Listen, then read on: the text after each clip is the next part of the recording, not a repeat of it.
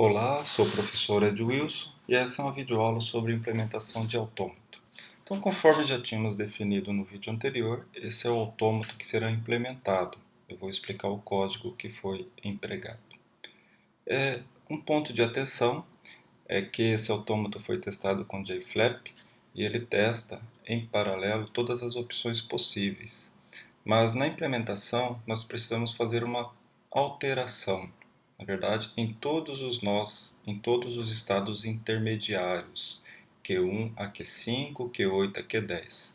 Então, por exemplo, se for lido, se o arquivo de exemplo for um identificador chamado L2.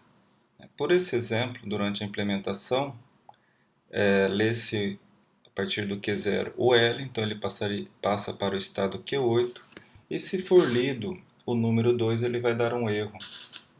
Então, na verdade, esse estado intermediário, a partir do Q, os estados intermediários Q1 a Q5, Q8 a Q10, se for lido uma letra ou um número, deve ser encaminhado para o estado Q12, para avaliação como identificador. Então, essa é a alteração que tem que ser feita. Então, aqui está o código, está em Python, mas é muito tranquilo, muito fácil de entender e pode ser implementado com outra linguagem de programação de forma semelhante. Então, definir uma classe léxico, que é o inicializador da classe. O código é baseado na máquina de Turing dos exercícios anteriores, então por isso que é utilizado cabeça, fita. E a diferença é que o número da linha é para identificar se houver erro, qual é o número da linha do arquivo fonte, onde que o erro aparece. Então é uma classe muito simples, que é verificado se o arquivo que é passado como parâmetro na criação da classe, se ele existe é aberto em modo leitura. E os outros métodos já são conhecidos, avançar cabeça, posição da cabeça, atualizar número de linha, então já é autoexplicativo. E a novidade aqui é o método obter tabela de símbolos, que ele é inicializado no momento da criação da classe e já chama o método Q0, que na verdade inicializa no estado inicial. Então, o Q0, o que acontece? Se ler a letra E, ele passa para o estado Q1. Se ler a letra L, ele passa para o estado Q8. Se for outra letra, vai para o Q12, que identifica um identificador. O reconhecimento da instrução escreva ele é feito no estado Q7, da função leia no Q11, se for identificação no Q12. Então, se a partir do estado Q0, se lê a letra E, é chamado estado Q1, que é exatamente como está aqui. Se lê a letra L, é chamado estado Q8, como está aqui. E se for algo diferente, um dígito ou uma letra, chamado estado Q12. Ou se for final de linha, ele finaliza essa função. E se for um espaço, inicializa o lexema e volta para o estado Q0. Algo diferente disso é um erro léxico. E perceba que o erro léxico ele mostra entre parênteses o número da linha, o número da coluna e o caractere inesperado. Então, número da linha, o número da coluna é exatamente a posição da cabeça e o caractere lido que é inesperado.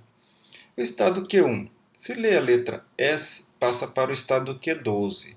E se for uma letra ou um número, se for uma letra ou número, ele vai para o estado Q12, que é essa diferença que eu disse no início do vídeo. Então, o estado Q1, se for ler a letra S, ele chama o estado Q2. Se for final de linha, ele continua. Se ler um espaço, ele volta para o estado Q0. E se for um dígito ou uma letra, vai para o estado Q12. E de forma semelhante ao anterior, se for um caractere diferente, é exibida uma mensagem de erro no léxico. E assim todos os outros estados intermediários. Todos os outros estados intermediários são semelhantes. O estado Q7, ele reconhece o comando escreva. Então significa que passou por todos os estados intermediários de Q1 a Q6 e reconheceu escreva. Então, o que é feito? Se ele chegar no final da linha, ele atualiza a tabela de símbolos, acrescentando a classe escreva, o lexema que foi digitado, o número da linha e o número da coluna, que corresponde exatamente à posição da cabeça. Se for um espaço, o espaço ele é descartado, por isso que esse -1 aqui no lexema, e na sequência repete o mesmo caso anterior. Escreve a classe escreva, o lexema digitado que corresponderá a escreva em minúsculo, o número da linha e o número da coluna, e volta para o estado Q0. E se for um dígito ou uma letra, significa que escreva, na verdade ele é um identificador e vai para o estado Q12. Então, avançando aqui, o estado Q11 é semelhante, mas reconhece o comando leia. O comando leia, a implementação dele é muito parecida, a única diferença é que no lugar de escreva será leia. E por fim, o estado Q12, que reconhece um identificador. Então ele vai ser executado enquanto houver dígito ou caractere e vai concatenar isso aí no lexema. E uma vez que depois ele encontra o final de linha ou espaço, ele vai atualizar a tabela de símbolos com o identificador, o lexema digitado, o número da linha e o número da coluna.